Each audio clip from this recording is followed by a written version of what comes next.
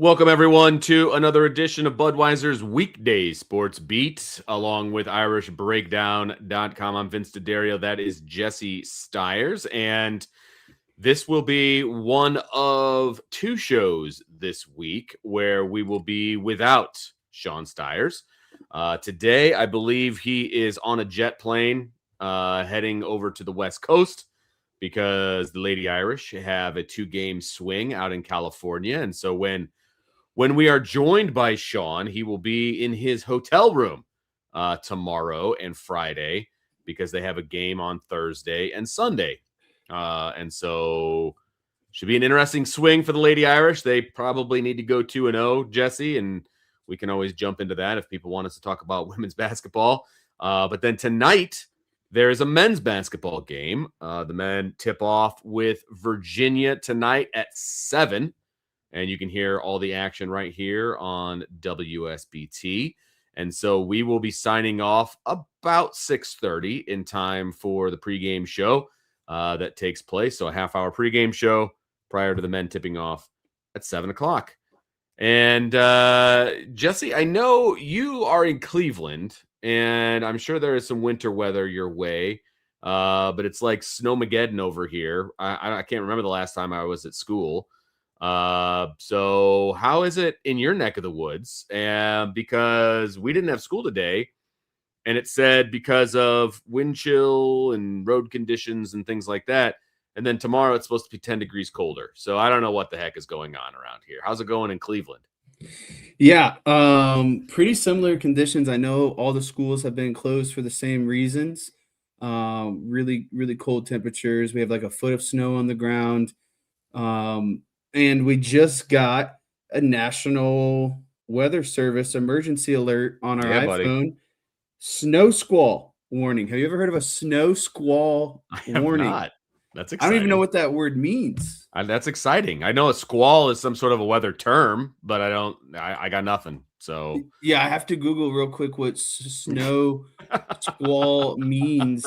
It says it's a brief, intense burst of heavy snow accompanied by strong, gusty winds that create whiteout conditions. So that is what we have going on right now. There's a lot of snow squalling around in the air, creating whiteout conditions. I know if you're a local teacher, you're probably elated. You don't have to do, Yeah. Are those days made up? Yeah, that's the thing. That's why it's a mixed emotion type of situation, because the state of Indiana allows 3 e-learning days a year. And once you use those up, you're just tacking them on to the end. And so that's where we're at as far as the corporation that I work in. They have now tacked on 2 extra days to the end of the year. And so the original end of school was supposed to be on a Thursday. Now it's going to be on a Monday. Unless, then there's like waivers you can apply for with the state because it's a state of emergency, all that kind of. So who knows? But like, it's exciting because there's no e-learning. The kids actually get to have a snow day. They're not doing it, they're relaxing, doing whatever, but it's like we're enjoying it now, but we'll be paying for it later. Yeah, I remember my senior year, I believe it was. That was like when we actually had state of emergency, right? And like the whole. The last time we had, it was what did you graduate? What year? 14. So it would have been the winter of 13. Yep.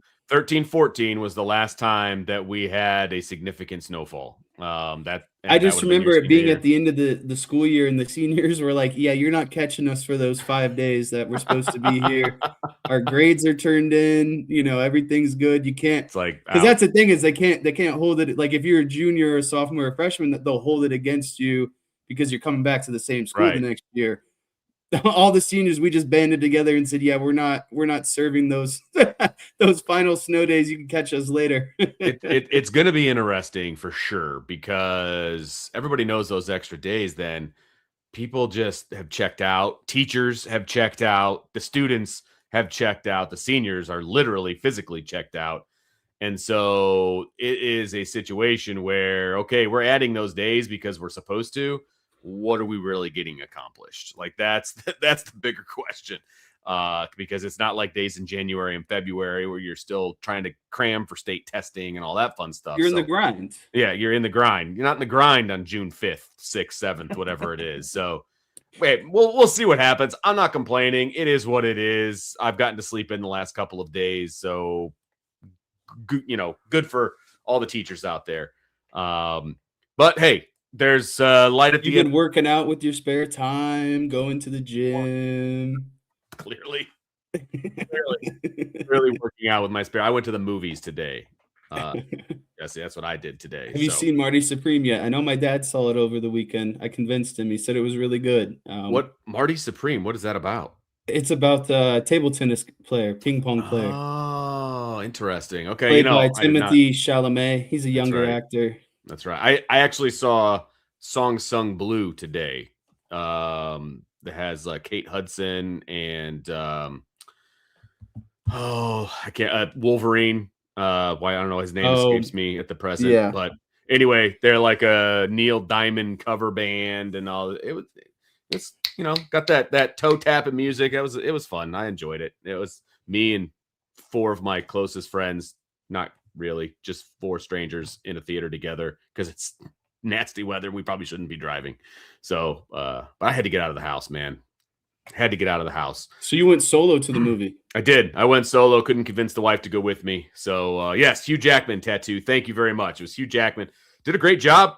Did a really, really good job. He did all of his own singing, you could tell. So it was impressive. But anyway, we are a sports talk radio show. We probably should. Michael has told you that a couple times. I know. Michael's upset with me, and it's okay. I mean, Michael, it is what it is, man. But they give us the reins, and so we can talk about whatever we want. Maybe that's a mistake on the part of the higher ups. And Brian didn't have a show today, so we're really off the rails. I know, seriously, that's a lot of pressure on the two of us to be the solo show of the day. But everybody's, I'm sure, here ready to talk about some Notre Dame football on a Tuesday in January. And that's what we're going to do. And we had a listener during our mailbag day the other day basically request this topic, which is why we're going to do it, because this is not normally a topic that we would do, in the middle of January, especially considering after we decided we were going to do this topic, there's been a change on the coaching staff, by the way. And so there's a vacancy currently on the defensive coaching staff at defensive backs coach. And so Anthony Solomon wanted us to rank the assistant coaches on the current staff. And then Andre kind of added to it. And we can kind of talk about this as well. He said, what grade would you give each Irish coach this year? And what grade would you need to get from them to be national champions next year? Okay. We're not necessarily going to grade the coaches per se, but that's going to be part of the discussion. Because I'll throw my grades in there. Yeah, I mean, listen, there are some coaches here, and we'll talk about it. There are some coaches who haven't really had enough time to prove to me that they're a really good coach. But 26 is going to tell me a lot of stuff. You know what I mean? And again, like I said, there's a vacancy in one of the coaching staff. So, okay, great. Michael loves me. I appreciate that, Michael. Thank you very much. And that we might have to take you up on that offer, Michael. I don't know if we're allowed to say that on the air or not, even though we are sponsored by Budweiser. But anyway, we are going to go through the coaching staff. So here's how we're going to do it. We're going to do the offensive coaches first because there's more of them. Okay. Then we are going to take a break, and then we're going to talk defensive coaches / special teams. There's less defensive coaches, even more so now that there's a vacancy for defensive backs. And so we're going to throw Marty Biaggi in with the defensive coaches. And then we're going to combine it all together, and we're going to do one list of the 9 currently employed assistant coaches on the Notre Dame staff. So that's how we're going to do it, Jesse. And we are going to do it kind of like we're doing a fantasy draft. We're going to snake through. All right. And since Jesse is the co-host today, I'm going to give him first pick of the offensive coaches. And then I'll go, then he'll go, and we'll talk about whether we agree, we disagree, they should be higher, lower, it's exactly where we should have them, whatever. Does it sound like a plan? Yeah, that sounds great to me. All right, man. So let's just dive right in. Offensive coaches Let's put them in order. And it can be the reasoning that you put them wherever you're going to put them can be yours. Like it's whatever you think they should be, why they should be there, those kinds of things. I was talking to somebody about it today, and it was like, okay, we ranking them with the job that they're doing? Are we giving them a letter grade, or, whatever? Your criteria is your criteria. It can be whatever you want. And so I throw it to you, sir. You have the first pick, offensive coaches. Who is your pick to be the top offensive assistant coach at Notre Dame? Yeah, my top offensive coach at Notre Dame has to be Mike Denbrock. I think that when you're talking about, an offense that has been really potent over the last, couple of years, the performance of Riley Leonard, of CJ Carr, some of the best quarterback play that we've seen in a while, getting to a national championship, those sort of things, that falls on, to me, the offensive coordinator. And so I'm going to go with Mike Denbrock at number one. We know the track record he had at LSU. They won a national championship. I don't think they won it with him. But Jaden Daniels still won. He got the Heisman Trophy. Yeah, he got the Heisman Trophy winner when he was there. Still had, he had 2,000-yard receivers that ended up going on to the NFL. And then he came over to Notre Dame, and while the passing attack probably wasn't quite there yet, and still isn't quite there yet, honestly, as well, I think given kind of the circumstances and given, the parameters to play with, obviously having, a Heisman level running back certainly helps. Having a backup running back that is also going to probably go in the second or third round of this NFL draft also, doesn't hurt as well. But the way that he was able to kind of manipulate his attack and be more of a run potent team, knowing that he is probably a more passing potent guy. If you ask them, they'll tell you that they want to be balanced, but I would say he comes more so from the passing tree. And so I love Mike Denbrock and what he's been able to accomplish so far. And I think we are now getting more of the reinforcements that he would like on the offensive side of the ball in terms of skill position. So I'm really anxious to see where this goes in the next couple of years. Yeah, that's a great pick. Mike Denbrock was my number one choice as well on the offensive side of the football. I just think that, they go as he goes. Now, is he a perfect coach? No. Would I have liked to see a more aggressive offensive game plan in game number one last year? Yes, no doubt about it. There were times where, I thought they got a little bit too conservative, but I think he's also kind of feeling out his major weapon that is CJ Carr and figuring out what he can and can't do and what that looks like. And I'm very, very curious and excited to see what that looks like with a whole offseason of knowing who CJ Carr is, knowing who your quarterback is going to be, and what that looks like going into 2026, especially with the mantra of, basically scorched earth and, leave no prisoners kind of a mentality. They're going to put up some points, and that is going to be a very potent offense that is going to put up those points. And so I have the utmost respect for Mike Denbrock, not only for what he's done at Notre Dame and the other two stops that he's been here, but obviously what he did when he was at Cincinnati, what he did when he was at LSU, and obviously now that he's back at Notre Dame. Mike Denbrock's the number one guy. The offense is going to go as Mike Denbrock goes, and I think he's a good person. I think he's a good coach. I think that this is where he belongs, in the number one slot.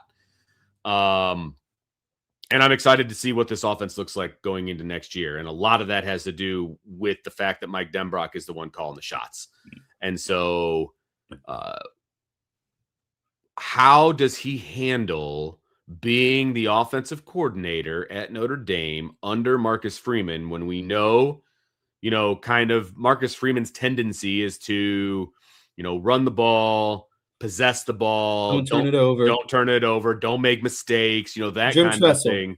Yeah, versus Mike Denbrock probably wanting to open it up a little bit more. He wants to air it out. Yeah, and having a quarterback that does not have that mentality of hand it off and Well, and I possess the think that's football. where it's very respectable how he was able to manage CJ Carr this season because he's a gunslinger. He wants to be a Right. gunslinger, and you have a head coach who doesn't necessarily want him to be those things. Um, and maybe not necessarily be those things is the best way to put it, but I think Marcus Ruin wants it to be situational when the time calls for it. Right. And so, how do you manage that as a play caller, play designer that wants to gunsling? You have a gunsling quarterback that has that mentality, but you have a head coach that kind of wants you to tamper it down a little bit. And so I think that was a really tough line for him to, kind of teeter-totter between this season. And then also, with someone like CJ Carr, you don't want to cut him absolutely loose early on, him go through a lot of struggles, and now the rest of his season or growth, he's kind of in the back of his mind, second guessing himself, thinking about should I do this? Should I do this? Should I not do that? And so I thought it was really impressive that he was able to kind of manage that whole situation, like Yeah. easing CJ Carr into it, but doing it in a way that's still effective, that still allows him to gunsling, that still allows him to, put pressure on the defense over the top, that sort of situation. I think if we're talking about Mike Denbrock's downfalls or things that I'd like to see improvement on going into next season, it's 100% the creativity within the red zone and short yardage situations. Like, Sure. watched a lot of playoff football this weekend, and the way that Seattle moved Jackson Smith and Jigba around and got him open, it's like the entire. I was texting one of my friends because we had money on the Rams, and I was like, how is the guy that is literally the best player on offense just consistently wide open? The Rams know who they're supposed to cover, and they know that that's the guy that can't get open. But when you can scheme so well that it's like, how is this guy getting open when he's the guy that they're supposed to be double teaming? That's what I want to see a little bit more out of Mike Denbrock. I want to see that creativity, and I want to see him highlight Notre Dame's premier players in those situations, because I think it was really easy when you had Riley Leonard. Riley Leonard's a tough boy. He's liquid like, he can turn and get, you know what I mean? Like, he can, it was just QB power or QB, sprint out on the outside. He didn't have to be super creative when it came to short yardage, right? I mean, yeah. And we saw that this year. Yeah, agreed. No, I agree with that. And, I want to get more into the running back situation when we talk about Jawan Sider and more specifics to those positions when we get there. But overall, this is going to be a very, very interesting year for a lot of coaches on the offensive side of the football, because you've got some superstars that have left. You've got some superstars that are still around that now have experience under their belt, things like that. You've got some potential superstars coming in the transfer portal. So what is this going to look like? And at the end of the day, I mean, let's be honest, Mike Denbrock is the head coach of the offense, and the offense is going to go as Mike Denbrock goes. And so what is that going to look like? Right now, I'll push all my chips in on Mike Denbrock. Like, I feel very comfortable doing that and giving him an entire offseason with what he knows he has, not just the myth of what he has, right? Like, this time last year, it was like, okay, I got two talented kids competing at quarterback. Ideally, CJ Carr probably fits the best in what I want to do. But then if, Kenny Minchie is the quarterback, then, this is the kind of offense that we're going to run, and this is how we're going to do it, that kind of a thing. So there's it's almost like preparing for two different offenses. And then you get to the fall, it's probably a longer competition than it needs to be, all of those kinds of things. And then you're kind of feeling it out as the season goes along. And so now you've got an entire offseason knowing what you've got offensively and planning for it in that fashion. So very excited to see what Mike Denbrock has to do. So Mike Denbrock is our number one pick. We both agree on it. We're going to move over to our number two pick, which already is probably going to be controversial. But the reason that I did it is because first, let me just say who it is. I'm going to pick Gino Guidugli here as my number two pick on the offensive side of the football. And again, that's going to surprise some people, and I'm okay with that. But I've got to look at the body of work with how long he's been here. He's done a really good job of managing the quarterback room with the transfers that have come in, right? He's dealt with transfer quarterbacks his entire tenure here, while also preparing guys that have come in as freshmen. And so now you've got CJ Carr here, who, if you're going to give him all kinds of credit for being this great quarterback and the development and all that, well, you've got to give some love to Gino Guidugli then. I realize that CJ Carr does a lot of stuff outside of the framework of the program, and he comes from a coach's family and all of those different things. And he is a special player regardless of who his coach is. But you also have to give credit to his coach, right? Because he is the one that is giving him this information. He's coaching him up on a daily basis, all of these different things. So the way I see it is Gino Guidugli has done a great job managing transfers as they come in, while also keeping the guys that are homegrown involved and learning. And now he's got a homegrown kid who is going to be in his third year in the program in 26, a returning starter. You got to give some credit to Gino Guidugli at this point for a potentially generational type quarterback that is literally at the helm of this offense and is going to be just, spitting footballs all over the place to really good athletes. So this is going to be where we disagree. That's okay. First, bring it. And I acknowledge and I agree with everything you said, and this is gonna ruffle some feathers, but you're going Joe Rudolph. I could just tell by the look on your face. But this is the Jesse Stiers rankings, and Joe Rudolph is number 2 for me because I feel like he has battled through. Where do I want to attack this first? His pool of players has been a really drastic mixture of a lot of young talent and a lot of veteran guys along the offensive line. And I think that he's kind of gone against, maybe the norm or some backlash he's received on what group of players is the best group of players. And I think that the most impressive thing I've seen out of Joe Rudolph is the offensive line has been banged up the last 2 or 3 seasons. Banged up. I just want to interrupt you for just a quick second. Let's say, okay, so we had Denbrock 1. I picked Gino Guidugli 2. Now it kind of goes back to you. You're going to go Joe Rudolph number 3 because you would have had him as number 2. Right. And I would just flip-flop Gino and that's Joe. Hey, that's totally fine. I've got Joe as my number 3. So you and I are on the same page. And so for our quote-unquote rankings for tonight, it'll be Gino and then it'll be Joe. And now we're talking about Joe Rudolph. So continue, sir. But that'll be our ranking here moving forward. And I think that how he's able to respond in the face of all those injuries and kind of plug and play and it not be catastrophic. Like that's the thing that is so important for me is both last season going into the playoffs and this season towards the tail end, a lot of guys started to have to shuffle around because of injuries.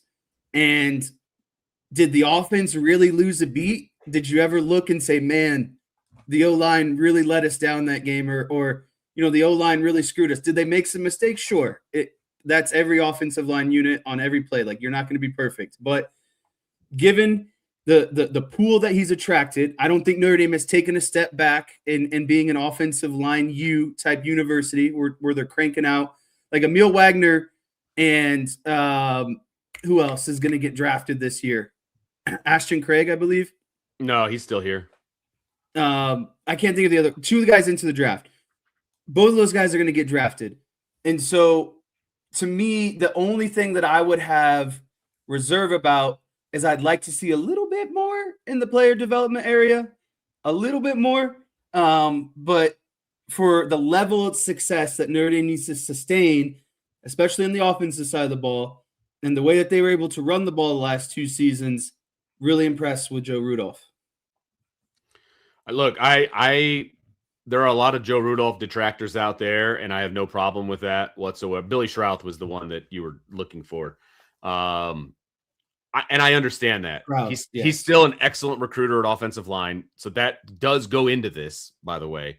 And so that's why I have him as high as I do. I'm not enthusiastic about where he places guys, but I will say they do develop there. They do get better. Anthony Knapp, whether we can agree or disagree with whether he is placed properly at tackle, he's getting a lot of love for playing some left tackle now. And he's been there for 2 years, and he got markedly better from his freshman year to his sophomore year. Markedly better. Okay. And so we can say that he belongs as an interior offensive lineman all we want, and I still believe that, but he's gotten better as a tackle because he's a good football player, right? And there's talent across the board. There's talent in the 2 deep. He's recruited that talent. And so I've got to give credit where it's due. That's why I had him in the 3 spot, because he does bring a ton of talent in here. He's able to put guys in position to be successful. And so that's why he's there. And listen, he's going to have an opportunity this year because there's going to be some guys that he definitely recruited. They're going to have to be in the starting lineup. And what does that look like? And can they play together and all of those kinds of different things? Cool. I get that. So, these rankings could definitely change from year to year, but as of right now, that's where I would have Joe Rudolph. My pick is next, and of course, we're running long because that's what we do. Jaywan Sider is my next pick, and so I'll slot him into the 4 hole. The reason I have him below Joe Rudolph is because he walked into Notre Dame, and I'm talking about what he did at Notre Dame. And so he walked into Notre Dame, and they basically handed him the keys to an absolute Ferrari. You couldn't mess up. At running back, right? I mean, and we knew Vince, I could walk in there and probably been at least, 100%. Look, this is absolutely correct. And so we're going to get a great idea because, look, there's still talented guys in the room there that he has had to develop over the past year. What is that going to look like during the season from a rotation standpoint? All of those different things. I think Jaywan Sider still has keys to a pretty darn good room. This is still a sports car type of room, right? But last year, this was a sports car type of room that had a ton of experience as well. Now, this room doesn't have the experience. They have talent, but they don't have the experience. And so Josh is saying he's going to reserve judgment for Rudolph after he sees how the O-line performs without Schrouth and Wagner. Awesome. I understand that. My judgment is reserved for Jaywan Sider because I want to see what he does without the 2 guys that are going to be playing on Sundays here in a few months. And so that's why he's at where he's at for me in the 4 hole, because he just came in last year and just don't screw it up. You know what I mean? Yeah. Now we're going to see a really good coach. Yeah. You're a really good recruiter. like you had Jeremiah Love and Jarian Price. Correct. You just had to walk in and make sure you just didn't screw it up, right? Correct. And I think the only thing that you could say that he reasonably changed is there was no more 3rd man rotation with Aeneas Williams. And I don't know if that's because Jeremiah Love got better on 3rd and 4th downs, which he did. He did get better. Yep. And so maybe he did develop him in those areas and helped him, get better in those areas, which naturally took playing a time away from Aeneas Williams. And so you that's how much did that go into it? How much did he develop Love and Price to the point that they didn't need to use Aeneas Williams? But like you said, the room is still incredibly talented. This is a big judgment year for him. This is where you learn. This is where we find out about Jaywan Sider, the coach. Yes. Not the recruiter, right? Maybe not the developer, but the coach. How we see, do we go back to a 3-man rotation? Right. Is it a 2-man rotation? How are they situationally going to be used? Is it going to be like a 1-2 punch? That is all for him to decide, and I'm really curious and anxious to see how that turns out. Yep, absolutely. This is going to be a very defining year for Joe Rudolph and Jaywan Sider, in my opinion. No doubt about that. The pick is yours here coming up. And there's only one guy left, and it's Mike Brown. So yeah, go ahead on Mike Brown, and then we'll take a break. I think this is a huge year for Mike Brown. I think that Mike Brown has done a better job at the recruiting side of things.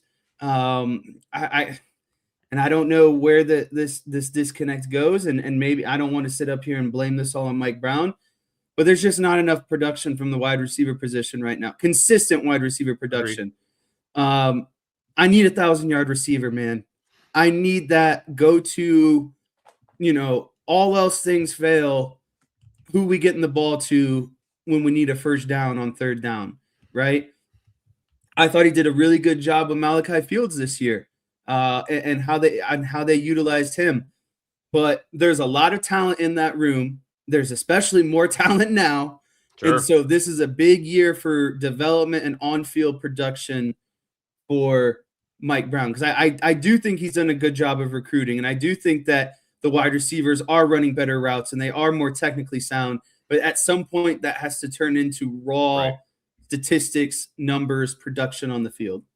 I mean, he's got a 5-man, I believe, wide receiver recruiting class coming in 26. So I mean, it's a ton of guys. There's definitely the volume is definitely there. We can't say that he wasn't involved in bringing over 2 elite guys from Ohio State, because I'm sure that he was. And so, what is he going to do with that? What is he going to do with this Ohio State talent? What is he going to do with the talent that's already here, in the room? We can say that he has helped develop Faison. I think that's legitimate. We can say that. Faison was an afterthought when he got to Notre Dame. He is now like the leading receiver coming back. He's going to focus on football. He's not going to play lacrosse anymore. So now Mike Brown is going to get Jordan Faison all spring. So that's going to be a lot of fun to watch. Jaden Grayhouse, they obviously put him on a shelf for a reason last year to preserve his eligibility. Let's see if that pays off, moving forward. How are the transfers going to fit in? How are these young guys going to fit in? That's a lot on Mike Brown. We're going to find out a lot about Mike Brown during the offseason, during spring ball, and during the 26 season. And so I would say the last 3 guys, to be honest with you, are guys we're all going to find out a lot about, right? Joe Rudolph, Mike Brown, Jawan Sider. We're going to find out a lot about all 3 of those guys in the 26 season, because a lot of things have to go in the right direction, obviously, for Notre Dame to have the season that everybody wants them to have in 2026. So that is our offensive coaches ranking. We've got Mike Denbrock at 1, Gino Guidugli at 2, Joe Rudolph at 3. We had Jawan Sider at 4, and we have Mike Brown at 5. We're going to take a quick break. And when we come back, we're going to do the defensive coaches and special teams. They're going to be all involved in one because there's so many less of them and one vacancy. And so we will do that on the flip side. You're listening to Budweiser's Weekday Sports Beat along with IrishBreakdown.com.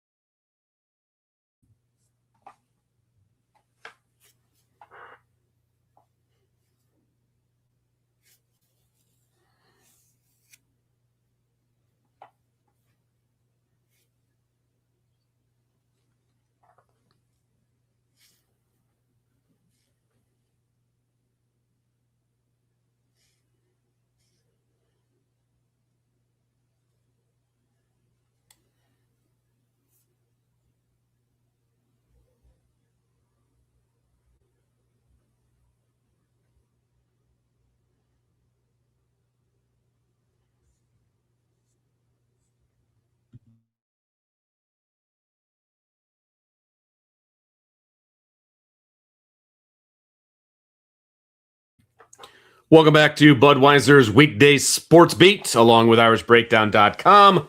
I am Vince D'Addario, joined with me, like always, when Sean Stiers is out of town, Jesse Stiers. And we are going to take you guys up to, we got about 45 minutes left, give or take. There is a Notre Dame men's basketball game here in a little over an hour. They tip off with, I believe, Virginia at 7 o'clock. So you can stay tuned for that. You'll hear all the action right here on WSBT. So you definitely want to listen to the men who I believe are on a little bit of a hot streak, like very little, in meaning they won one game against Boston College, in which they were down by a bunch. They were down big and actually had to come back in that game, Vince. I almost turned it off. I was like, oh, here we go again. But that was not the case. They ended up coming back. They ended up winning that game by 4 points, I believe, 68-64. And so they defended the home court against Boston College. They get that opportunity once again tonight against Virginia at 7 o'clock. And hopefully they can take the Cavaliers out on their on Notre Dame's home floor at Purcell Pavilion. So we'll see what happens there. Again, pregame starts at 6:30 with a tip-off of 7 o'clock. Jesse, we have been discussing the Notre Dame assistant coaches, and we kind of put this together, this plan. And like I said, it was driven by a listener who asked us this question in a mailbag, and it's a little bit too complicated to dissect in a mailbag question. And so we're like, well, let's do it on Tuesday when Sean's going to be out of town. Let's get after it. Between then and now, Notre Dame lost their defensive backs coach, and Mike Mickens, who is off to the Baltimore Ravens. And so there is a vacancy on the defensive side of the football. And so we don't have as many coaches to rank over on defense, but we're going to give it a shot anyway.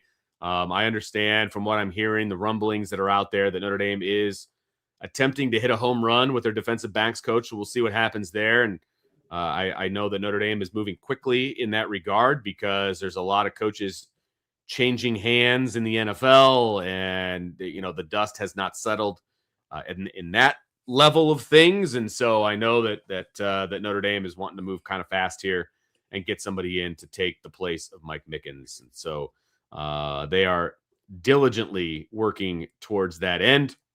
But in the meantime, we've got 4 coaches that we are going to rank on the defensive side of the football. And we decided to also throw in Marty Biaggi, the special teams coordinator, because he is the assistant safeties coach as well. And so he kind of belongs with the defense. And so he's going to be part of these rankings as well. Again, 4 coaches to rank. Jesse, I will give you the honors once again. You can bust out whoever you think is the best defensive coach that Notre Dame has. I think we can all say that if this was a week ago, Mike Mickens probably would have been in our leadoff slot. But that is not the case here. So who now? Oh, that's a Chicago Cubs hat, by the way. Yeah. Oh, that's nice. I thought it was a Cleveland hat. I dig that hat. I like that. Little Cubs. Yeah, I like that hat now. I wasn't sure before. The first thing I thought it was a cathedral hat, because they're the C and they put the little shamrock right there. Yeah. Yeah. But I'm glad to see that it's not cathedral nor Cleveland. And I'll give you the close up. It even says something in the C. Chicago. Nice. It's well done. Thank you. It's very old school kind of looking. I asked for it for Christmas and I was very happy to get it. So nice. I dig it. You're always the man with the hats. So I appreciate that. Okay, back to business here. This is what happens when we can see each other during a show. We have to talk about what we're wearing. But defensive coaches, you've got the number 1 pick. Who are you putting in the number 1 slot on the defensive side of the football? Yeah, I think it has to be Al Washington. The guy is recruited at a very high level. We've seen the on-field development performance the last couple seasons. Thought the defensive line unit was very strong last season. He was very active in the transfer portal, filled the needs that he needed to with Riley Mills, Howard Cross going away. But I think the most promising thing I saw was the production from the young players on the edge, Boubacar Traore. I think we're going to see more of that this season with the development of those young players. And again, they're recruiting very high-level edge players. Those are the guys who get paid a lot of money in the NFL, Vince, defensive ends. And those are the guys who are gonna get you the number 1 ranking on the Irish Breakdown show at the college level. So And I think it's just a true testament to him that he's gotten, reached out to about multiple, Yeah. vacancies for defensive coordinator positions. He's obviously well respected in the college football circles. And he's so much respected amongst the Notre Dame staff that he is being promoted to the full-time linebackers coach. And that is not a easy task, Yeah. especially with the type of defense Notre Dame runs. There's a ton of talent at the linebacker position. And I'm just really eager and excited to see how he can take this linebacker group to the next level. Positional flexibility as a coach is big. And I know that, when coaches go from place to place and, they coach different positions, Mike Denbrock has obviously coached tight ends. He's coached wide receivers. He's coached quarterbacks. These guys have positional flexibility in their resume, but being able to go from the defensive line to linebackers and both playing at an elite level too, is what I think is huge. And Al Washington got a lot of guff for his recruiting early on when he was here. I think that has changed over the last couple of years, rightfully so. I think he's done a very good job on the recruiting trail. I think he did an excellent job, whether it was Charlie Partridge or a combination of Partridge and Al Washington and Marcus Freeman, what they were able to do in the transfer portal, this offseason, shoring up the defensive line. And like you said, the guys that he has coming back on the edge, this is going to be a defensive line to be reckoned with. And he's leaving a very, very loaded and stacked room for Charlie Partridge when he takes over. And then he goes to a linebacker room that is also loaded and stacked, frankly. And you're right. Can he take them to another level, which I think is going to be a lot of fun to watch. And so, what is this going to look like with him as the linebacker coach? But I think this also broadens his resume for when he wants to be a defensive coordinator someday, when he wants to be a head coach. He's taking those interviews now. I think that he's doing a good job to make himself even more marketable. And I just don't see, we talked about this with Jawan Sider in the running back room last year. I don't see how he could screw up the linebacker room. I don't see how he could screw it up. Like, these guys have so much talent. They're so good this year, and there's a bunch of guys behind them that are also really, really good. And so what does this linebacker room look like with Al Washington at the helm? He's clearly my number one as well. I think that's a great pick on your part. I think for both Washington and Partridge, these are you always, whenever you work, at least a lot of what kind of my managers and bosses preach to me is you always want to leave things better than what you left it, right? And I think Al Washington did a really good job of leaving that room as such a desirable and attractable position that someone like Partridge would want to part ways with the NFL and come back to the college. Like, you don't just walk back into college to any defensive line room, right? And so you got to give kudos to Al Washington for really putting the room in a good spot for Charlie Partridge. And so I think for both of these guys, it's not necessarily because the talent's there. Yeah. What the defensive line group was able to do in the transfer portal, extremely respectable. And I think what you want now is a fresh perspective or lens on things in ways that Partridge can enhance that Washington couldn't, or maybe he just notices things that Washington didn't. And the same thing goes for Washington. Sure. And Bulla is now you've got a fresh perspective.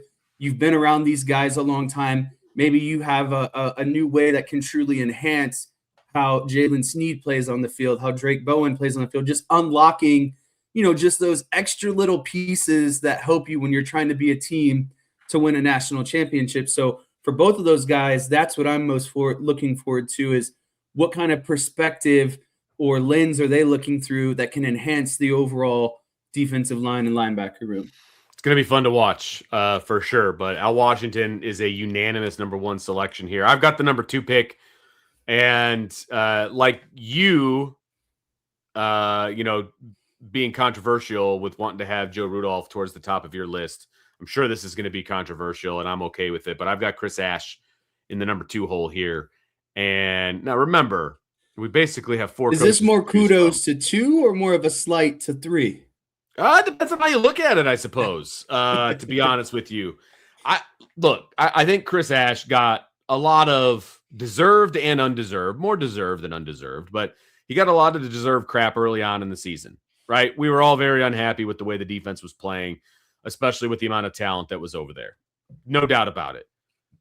But if you're going to give him crap for the way they played early, you've got to give him credit for the way they played late. And the changes that were made. Correct. And whether they came from Marcus Freeman, whether they were, a team effort with Mike Mickens and Al Washington and whatever, okay. He's still the defensive coordinator. And so if he's going to get the garbage, he also has to get some of the praise as well. And I'm okay with that. And he's still the defensive coordinator. He's still in charge of that defense. And so I think he came to a very good place with those other assistants and with Marcus Freeman, understanding what he had on the defensive side of the football and playing up to that and playing to that potential. We all would have loved for that to have been the case earlier on in the season, right? All of us, no doubt about it. I would have loved for them not to give up 40 plus points to Texas A&M in week number 2. No doubt about it. But it is what it was. He got better. That's what we want out of our coaches, right? That's what we want out of people anywhere in our lives. We want them to get better. And he got better. He got markedly better. What is he going to do in 2026? Big question mark, right? There's still a ton of talent on this defensive side of the football. They should come out of the gate swinging. No doubt about it.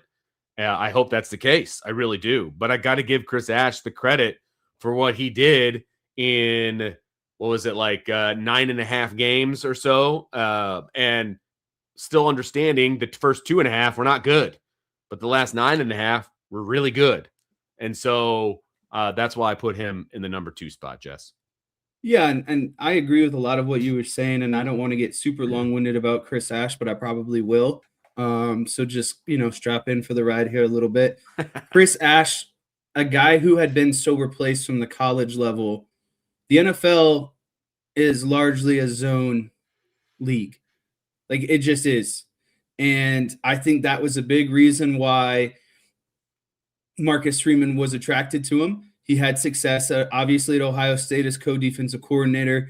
He went on and got a ton of good experience in the NFL. And the NFL is just more of a zone league. It's just there's more, the quarterbacks are better, the wide receivers are better, everyone's better at the NFL level, and that requires naturally more zone. And I think there was an understanding that Chris Ash was going to bring some of that concept with him to Notre Dame on top of what Notre Dame already does really well, and that's being a man team. And I think that there was a disconnect early, and this is just my opinion, there was a disconnect early on with kind of what he was expected to do while still maintaining the identity of this defense.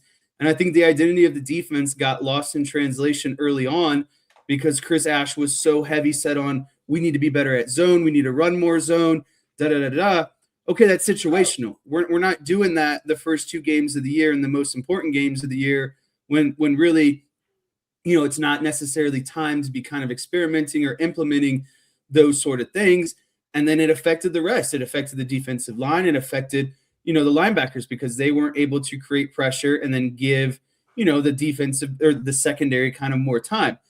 And I think another big part of this was early on, there was some turnover in the secondary.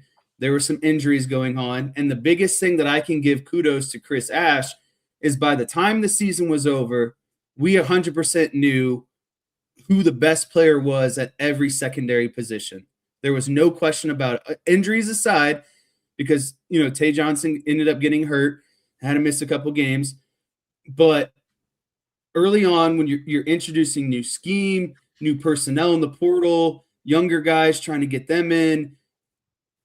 And on top of that, you're playing freaking at Miami and at home against Texas A&M. Like, that's not an easy task. That would be a daunting task for a lot of people. And so, yes, he did make his mistakes. And did he probably cost Notre Dame you could say one of those 2 losses? He probably cost them. I don't necessarily want to say he cost them both of them, but he definitely cost them one of them. But like you said, if you're going to give him crap early on, you have to give him his flowers and praises for figuring out later down the season. Yep. And they ended up being a really freaking good defense. Right. And a defense that was like elite in the run game, run stopping basically. And that's a defense that has to play the triple option, like they had those numbers with having to play a triple option team. So I think Chris Ash had a lot to kind of sift through, sort through early on, kind of, and establish himself, like he was still the new guy at Notre Dame. He was still the new guy on the staff. And I think he did a really good job by the time the season ended of understanding what his personnel was, getting the best personnel on the field, and obviously getting the most out of his personnel. So that's where I'll leave that conversation. So let's move on from Chris Ash in the number 2 spot of our rankings. We're coming up on the top of the hour here in just a second. You've got the 3 hole here. You've got the 3 pick. So I'm going to leave it up to you because there's 2 different ways. Obviously, you could go with this. We got Marty Biaggi still on the board, and we've got Charlie Partridge still on the board. Which way are you going with the number 3 spot? I'm going to go Marty Biaggi at the number 3 spot, just because Partridge is a new guy. Like, what do we actually kind of know about him and what he wants to do, implement, what kind of lens he's going to be looking through for the defensive line, how he's going to enhance, all those sort of things. But Marty Biaggi, I think he's schematically one of the best special teams coordinators in the country. Agreed. In terms of how he actually, from day one to end of season, makes some of these players better, I think that's a little bit up in the air. We've seen consistent issues with the kicking game, not only with place kicking, but field goal kicking. I would say I thought the punting got better this season. I thought Rendell took some leaps. I don't know how much of that was because of Marty Biaggi, but the place kicking and the field goal kicking, and especially the field goal operation, which is abysmal at times during the season. But the way that they, against USC, Jadarian Price did return a kickoff. They blocked a couple punts. They executed some really good fake punts throughout the season again this season. So I think that there is more good than bad, but the bad was really ugly there for a couple weeks throughout the season. I'm right with you. I did the same thing just because we don't know that much about Charlie Partridge as a Notre Dame football coach. So that's why he has to come slotted in last. I'm not going to repeat everything you said about Marty. He from a schematic standpoint, I think he's excellent. I think the punting did get better because they stopped rolling him out. They just let him stand there and punt, which made for more success, which I think anybody in the country could have told him, like, stop rolling him out. He can't do it. And they had returns for touchdowns. They had the fakes. They had all of those things. It was great.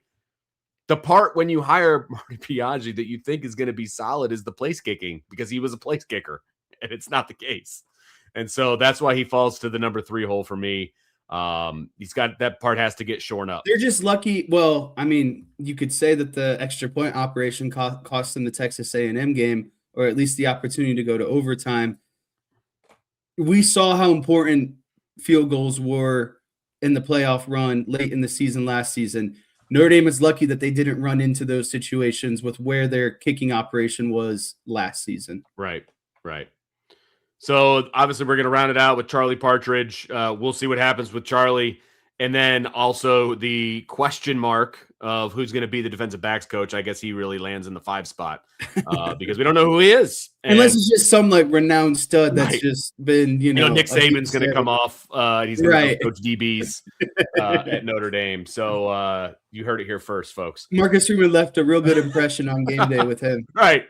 He's going to come coach DBs for Notre Dame. That is his stomping ground, though. I'm pretty sure that's where he started. Oh, I'm aware. And he coached DBs when he was the head coach at Alabama as well. And so, hey, awesome. Come on back, baby. Come on over. I'm sure his wife would love just to let him come up to sunny South Bend as opposed to Tuscaloosa, Alabama. But anyway, so that's our ranking for defensive coaches. We were going to put them all together and rank them 1 through 9. We don't have enough time, and that's okay. Maybe we'll revisit it during rapid fire, but it's the top of the hour. We got to get out of here. We got to hit a break, and then we'll come back with some rapid fire. You are listening to Budweiser's Weekday Sports Beat along with IrishBreakdown.com.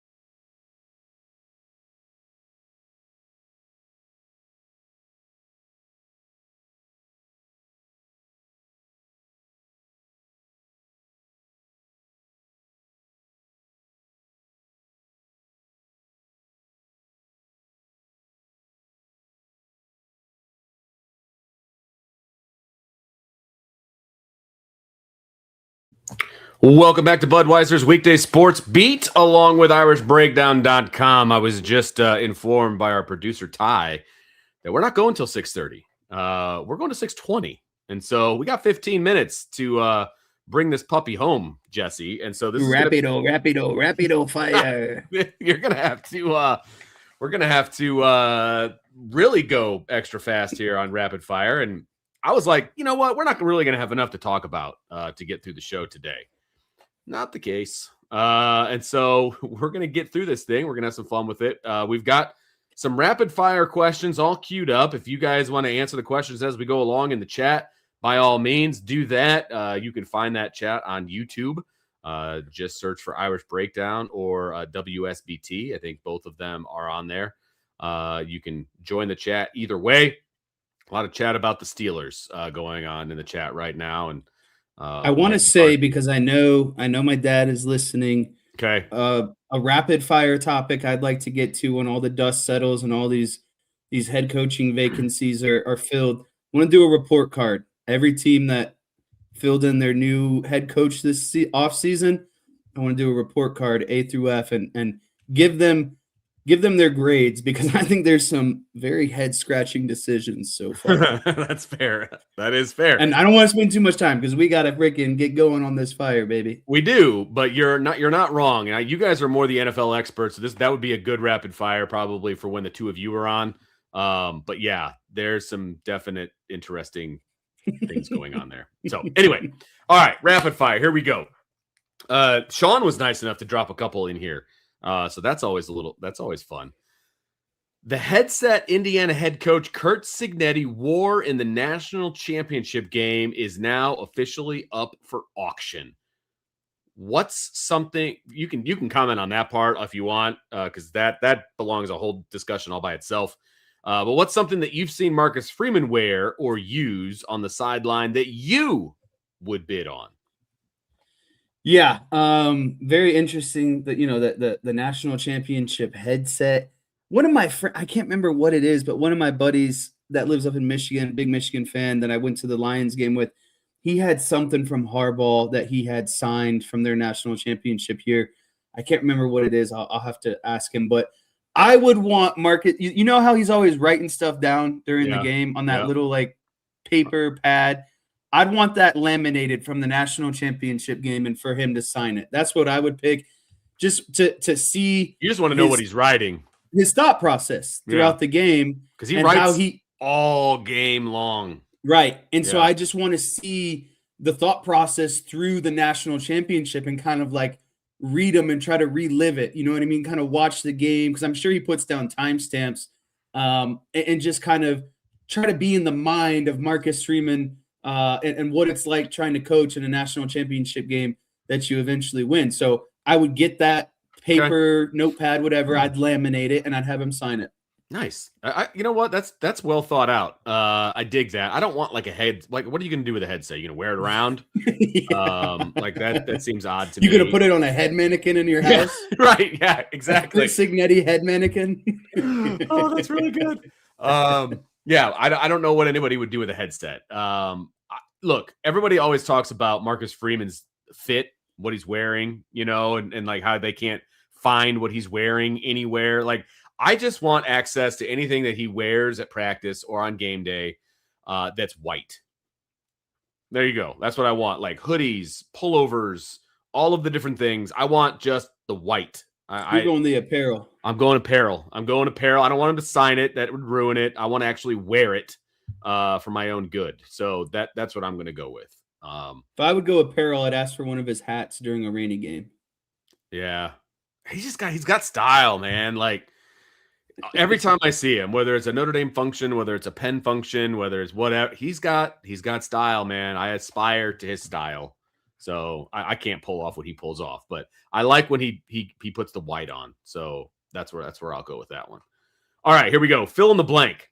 It's blank that Mark Zachary has left the Notre Dame men's basketball team to rejoin the football team, not for spring practice, but for winter conditioning. I'm going to be positive here. I'm going to say it's strategic.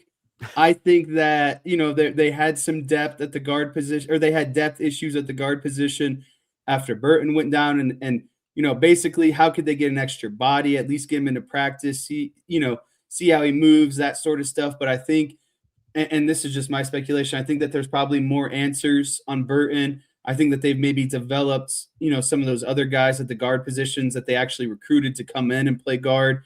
And probably too, and I didn't want to lead with this, he just probably wasn't as good as he used to be, like I personally, my freshman year of college only played football. And then my sophomore year, I started playing baseball again. But that break between the end of my senior year till basically, winter of my sophomore year, you lose a beat, and whether you think you always got it. I mean, sure, some guys like Hall of Fame baseball players, they're always going to get it. They're always going to have There's it, still right? timing that needs to come back, though, for right. baseball.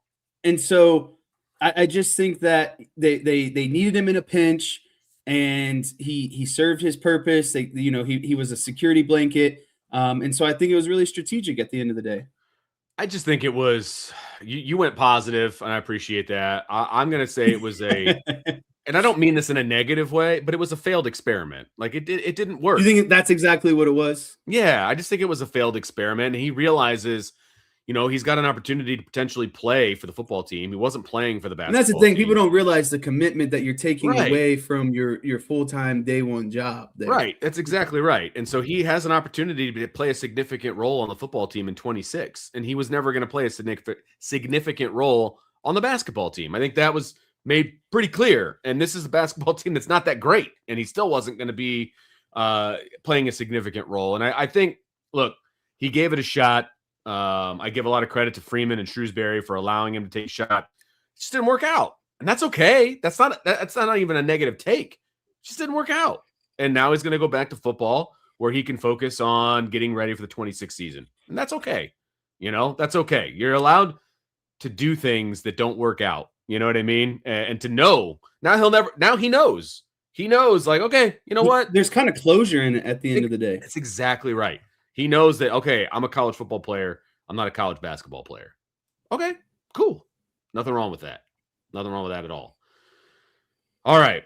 This was a fun one. So this kind of happened right around the time that we started the show yesterday. And we didn't really have an opportunity to talk about it yesterday, although I really wanted to. Shedeur Sanders was named as a replacement to the Pro Bowl roster yesterday.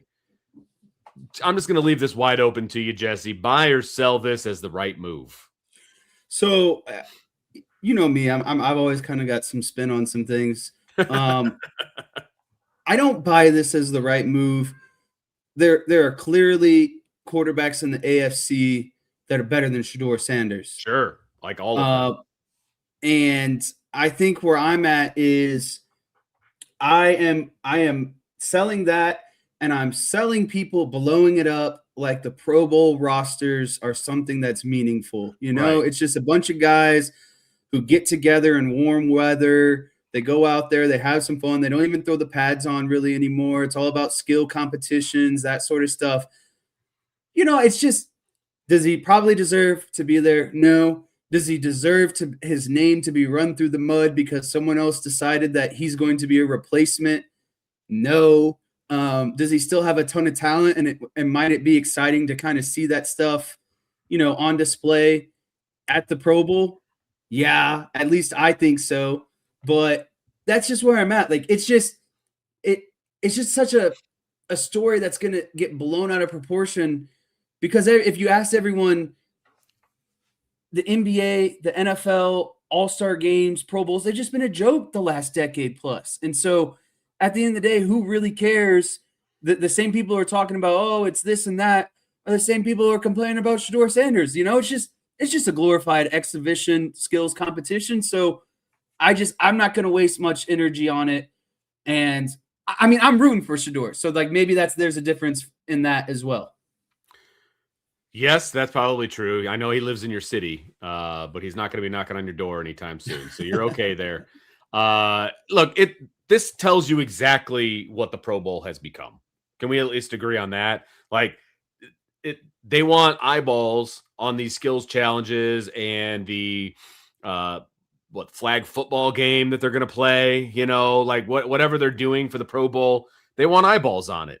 Shedeur Sanders is going to bring eyeballs. Right.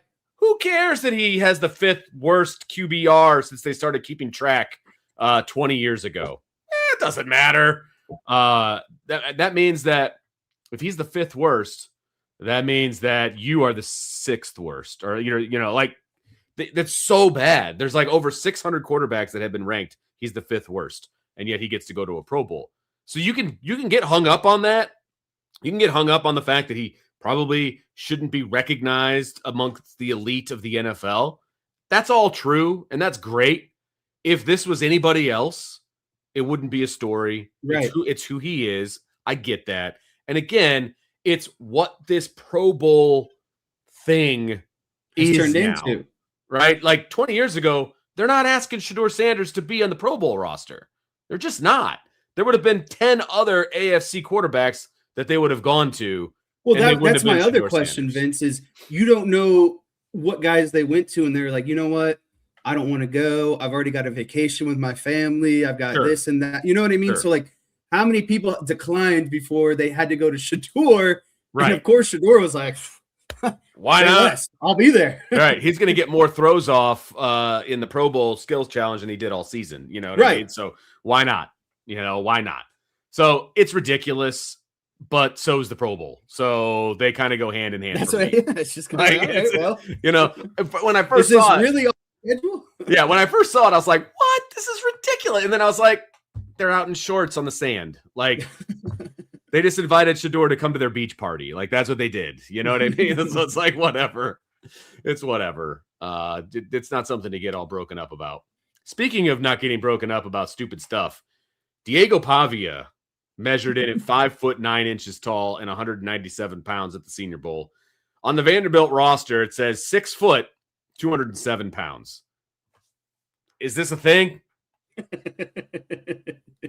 I mean, you guys called me out a couple of weeks ago for listing myself as 6 foot as a guy who's been stuck at 5'10" for however long.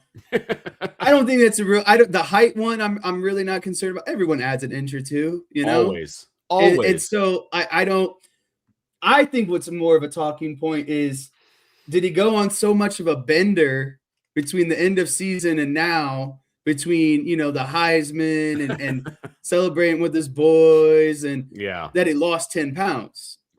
Did he lose all that muscle because he was going on some benders with his buddies, celebrating the Heisman, telling everyone he's the best quarterback ever?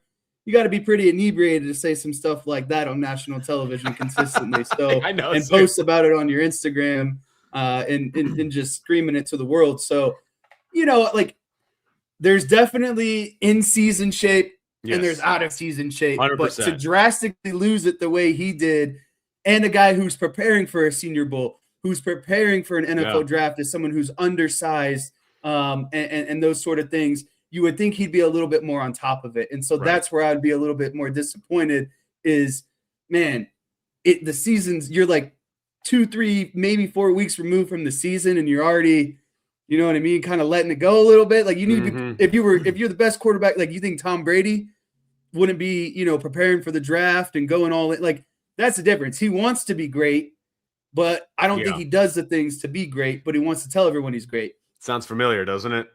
Quarterback from Texas A&M a few years ago that got drafted to your city. Look, he can't control how tall he is, so I'm not going to give the guy garbage for that. Like, I wish I was 6 foot tall. You know what I mean? Like, it says 5'10" on my driver's license. That's not real. So it is what it is, right? And so he can't control that. There are things that he can control, and he's not doing a good job of controlling it. That's my biggest issue. Like, if you're not going to measure up technically like he doesn't, then you've got to measure up in the other ways. And right now, he's not checking those boxes. No, it's not a good look, man. It's not a good look. And that's the thing. It's just not a good look. No matter what he's doing right now, it's just not a good look for a guy who's trying to overcome the image he's painted.